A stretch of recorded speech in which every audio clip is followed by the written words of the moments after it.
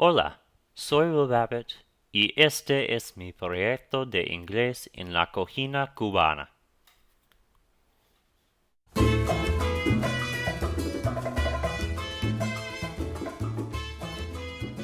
When I began my senior project, I decided to learn a variety of Cuban recipes and cook them using basic cooking skills. These included heavier stews such as ayaco and ropa vieja, lighter dishes like fritas and pasteles, and even a few beverages. I chose this project out of my fascination with the culture of Cuba, and to prepare myself for when I leave home, go to college, and may have to cook for myself on occasion. My main goal was to learn skills and techniques necessary to prepare food. I want to expand my knowledge of Cuban food and its many influences. As of now, I have very little cooking experience, but I was eager to learn more and decided this was my chance. I am a senior at Skyline High School, and I really like Cuban culture.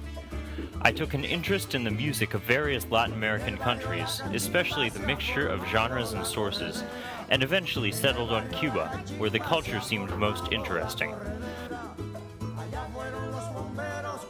This spread to religion, cigar making, folk tales, and food. As smoking is not allowed at my high school, I am discouraged from saying I enjoy cigars. Thus, food became my logical next choice.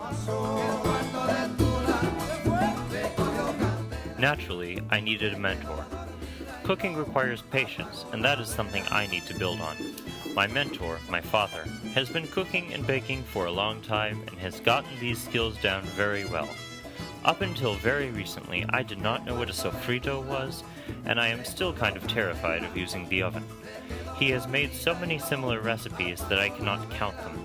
He has made countless stews, and they are a big part of Cuban cooking. He can follow a recipe perfectly and use a crock pot, which I need to learn how to use, and he can bake bread in the oven. Café cubano is something that starts and ends the day well. This type of coffee is important, and the type of coffee maker as well. The amount of sugar and the way it is mixed in is also important, otherwise it tastes funny. Don't forget about the coffee once it is brewing on the stove. Stews are a big part of Cuban cuisine because they make use of everything available efficiently and cheaply. They simmer meats for very long periods of time and include many root vegetables and inexpensive meats. Pan cubano, or Cuban bread, is classified in two ways.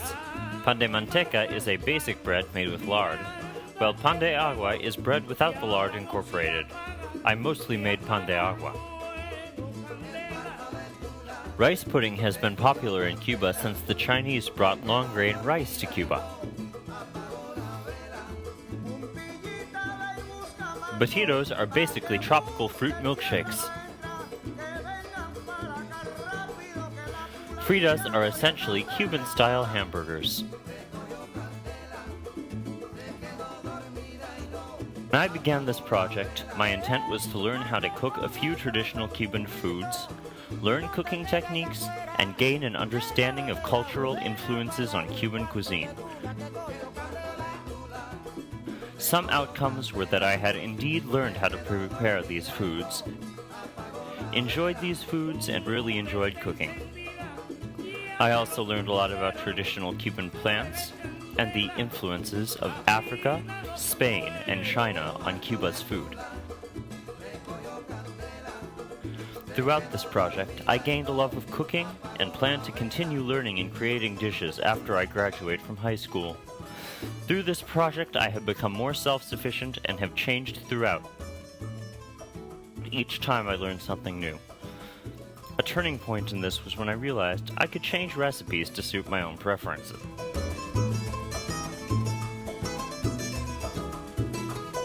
I enjoyed cooking and eating Cuban food, and you should try it too.